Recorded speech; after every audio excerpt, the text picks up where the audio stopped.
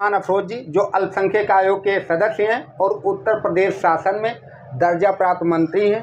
तो आज हम लोग उन्हीं से बात करते हैं चुनावी चौपाल में कि क्या होगा 24 में और मोदी जी के योगी जी के सपनों को कैसे साकार करेंगे। नमस्कार सर। नमस्कार। रमजान की आप दिली मुबारकबाद। आप आज रोजा भी हैं तो इसके लिए आपको बहुत बहुत धन्यवाद। बहुत शुक्रिया।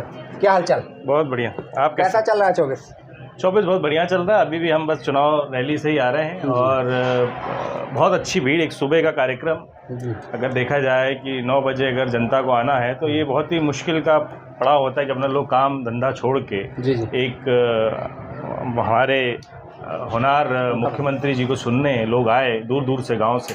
तो अभी बहुत ही अच्छा कार्यक्रम हुआ। लगभग 2000 करोड़ की योजनाओं का शिलान्यास और लोकार्पण हो गया। तो मुझे लगता है तैयारी भारतीय जनता पार्टी की बहुत ही अच्छी है और हम सब पूरी तरीके से काम कर रहे हैं। 24/7 आपको दिखता भी होगा, पूरे क्षेत्र में दिखता होगा कि भारतीय जनता पार्टी का हर एक कार्यकर्ता छोटा से छोटा बड़ा से बड़ा पूरी तरीके से अपने क्षेत्र में समर्पित है और कार्य कर रहा है। आप हमको ये बताएंगे कि इस सरकार ने अल्पसंख्यक के लिए क्या क्या योजना लाई? अल्पसंख्यक के लिए बहुत योजनाएं हैं। अगर हम बजट की बात करें, कम से कम भारत सरकार की माइनॉरिटी अफेयर्स मिनिस्ट्री की 3500 करोड़ का बजट इस साल का है, जिसमें से अगर हम बात करें पिछले साल से लगभग 525 करोड़ रुपए बढ़ा है।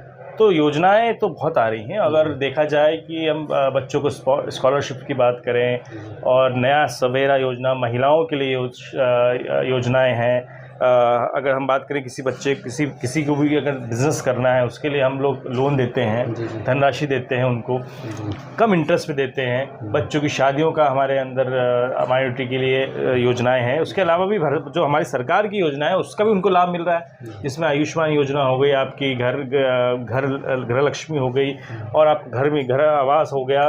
कई योजनाएं जो उसके अलावा वो योजनाएं भी उनको लाभ मिलती हैं अल्पसंख्यकों को। तो इससे अल्पसंख्यक हमारा जो कम्युनिटी है वो अच्छे से जुड़ भी रहा है। अगर हम बात करें तो परसेंटेज हमारा जो वोट परसेंटेज भी वो भी बढ़ा है और मुझे लगता है इस बार भी वोट परसेंटेज हमारा। ये बताइए, जैसे अखिलेश यादव जी ये मानते हैं कि मुस्लिमों पे मेरा पूरा पकड़ है और अल्पसंख्यक आयोग के आप राज्यमंत्री, सरकार में आपका बड़ा कद भी है, तो अपने समुदाय के लोगों को कैसे आप बीजेपी में जोड़ेंगे? समुदाय के लोग जुड़ रहे हैं। जैसे पहले आज से अगर हम 5 साल पहले की बात करें तो जो अल्पसंख्यक जो भी कम्युनिटी थी वो बिल्कुल नहीं भारतीय जनता पार्टी के साथ सुनती भी थी।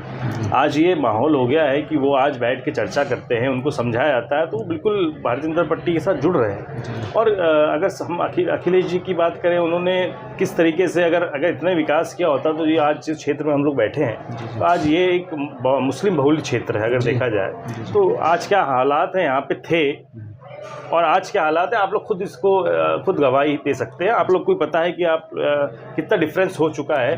लोगों में रोड्स बन चुकी हैं। यही रोड की हालत इतनी होती थी कि अगर हम गोंडा से बलरामपुर जाते थे कम से कम हमको 2.5-3 घंटे लग जाते थे। आज हम लोग 40 मिनट में आराम से अपने घर पहुँच जाते हैं। तो विकास बहुत अच्छा हो रहा है। मुसलमानों को सिर्फ इस्तेमाल किया गया, वोट की राजनीति करी गई, तुष्टीकरण किया गया कि आपको सताया जाएगा। आपको कहाँ आज बताइए कौन मुसलमान सताया जा रहा है? सब अपने काम धंधे कर रहे हैं, बिल्कुल खुश है और मुझे लग रहा है कि जुड़ भी रहे।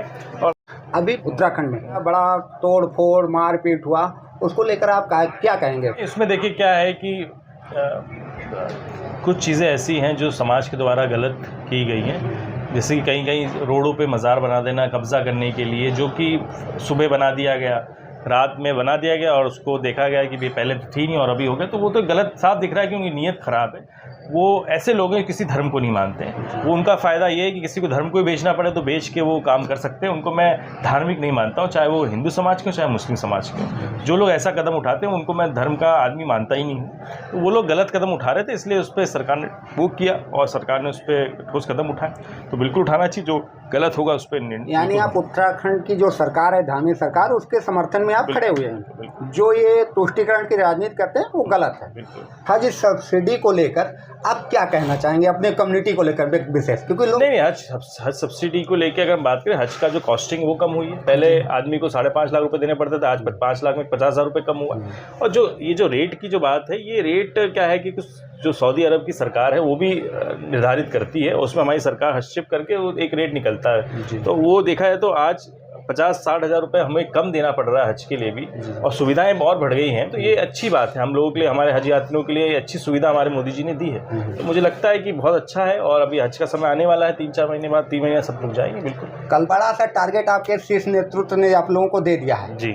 370 पार ये एनडीए 400 पार, ये एक बड़ा दुर्ग दिख रहा है किला, इस किले को आप लोग कैसे भेजेंगे? ये किला बिल्कुल बनेगा और इस किले में हमारे माननीय प्रधानमंत्री जी ऊपर बैठेंगे भी। जी जी। इसका मैं आपको अगर बात करूँ तो मैंने खुद अभी 3-4 दिन पहले मैं खुद एक शीट लेके बैठा और सब पूरे स्टेट वाइज हमने कैलकुलेशन किया, एक मुझ जैसे छोटे से कार्यकर्ता ने भी, तो उसमें साफ दिख रहा है कि हम लोग आराम से 370 से 380 से 400 के बीच में आराम से सीटें आ जाएंगी। ये कैलकुलेशन बता रहा है। अगर हम सब चीज़ अपनी जो हमारी जो मजबूत वाले जो किले हैं, जैसे हमारे जो मध्य प्रदेश है, राजस्थान है, जो भी मिडिल का जो हमारा बेल्ट है, हिंदी बेल्ट है, उसमें हम लोग बहुत स्ट्रांग हैं और मुझे लगता है कि आराम से हम उत्तर प्रदेश में 70 सीट जीतेंगे 80 में से। तो कुल मिला के 370 का 80 का आंकड़ा हम आसानी से छू लेंगे और अच्छी सरकार बनेगी, अच्छे काम होंगे। दोस्तों, आज हमारे साथ थे सम्मान अफरोज जी, जो अल्पसंख्यक आयोग के सदस्य हैं और उत्तर प्रदेश शासन में दर्जा प्राप्त मंत्री हैं।